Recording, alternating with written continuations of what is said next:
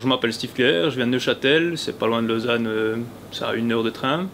Je suis en matériaux en première année de master là. J'ai fait mon lycée à Neuchâtel, ensuite en bilingue français-anglais et en physique application des mathématiques.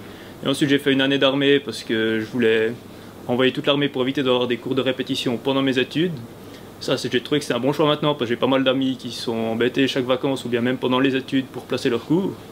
Et après j'ai commencé les PFL en matériaux, j'ai fait les 2 premières années ici et ensuite j'ai eu la chance de pouvoir faire un échange académique aux États-Unis à Carnegie Mellon, c'est au nord-est des États-Unis à Pittsburgh. En fait je fais pas mal d'escalade et puis pendant mon lycée j'ai fait un travail de maturité sur les corps d'escalade et puis c'était plus ou moins dans le domaine des matériaux déjà et j'avais un peu collaboré avec les PFL et puis surtout avec une entreprise suisse qui s'appelle Mammut qui fabrique des cordes.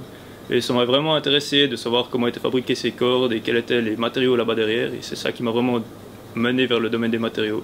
Comme j'avais arrêté mon cerveau pendant 1 année pour l'armée, je me demandais comment ça ferait de le remettre en route.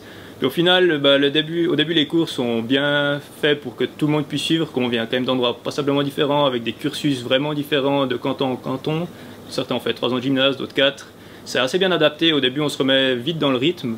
Il y a des tests au début qui peut faire un peu peur parce que c'est assez difficile, mais au final c'est pas très important, il suffit juste de bien commencer à travailler au début. Et puis après une fois qu'on est dans le bain, ça va bien, on a quand même le temps de faire 2-3 choses annexes, toujours laisser un peu de place pour les loisirs, pour décompresser, peut-être même aller de temps en temps boire une bière à Satellite, au bar sur le campus, et puis voilà.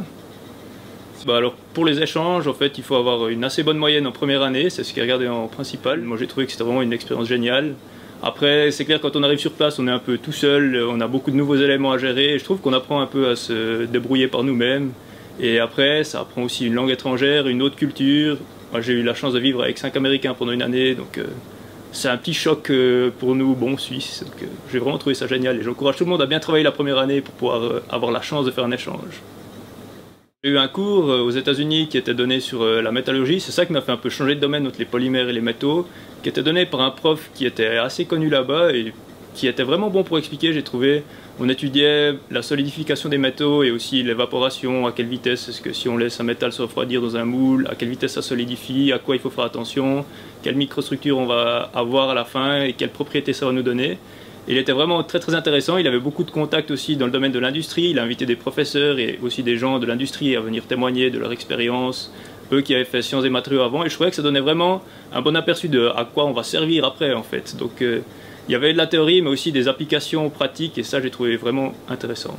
Je vais faire mon projet en entreprise en effet à l'EMPA, à Thun, et là je vais travailler sur des alliages d'aluminium où on va mettre des nanoparticules dedans pour les renforcer, et donc ça c'est pour principalement améliorer la résistance de ces alliages dans plusieurs domaines, notamment la fatigue.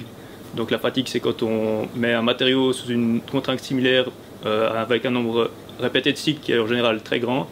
Par exemple dans l'aviation, les ailes d'un avion elles vibrent continuellement pendant les vols et ça fatigue le matériau parce qu'on a des vibrations qui vont endommager petit à petit le matériau. Et donc mon projet de master ce sera là-dessus et on va essayer d'améliorer certains alliages. Je me vois plutôt dans l'industrie, donc après mon projet de master, aller faire un peu d'industrie, voir quand même à quoi ça ressemble, avoir une idée de la réalité, parce qu'ici on est quand même isolé dans un contexte académique, et des fois on a l'impression que ce qu'on fait, ça va pas forcément sortir du domaine académique, il n'y aura pas forcément d'application.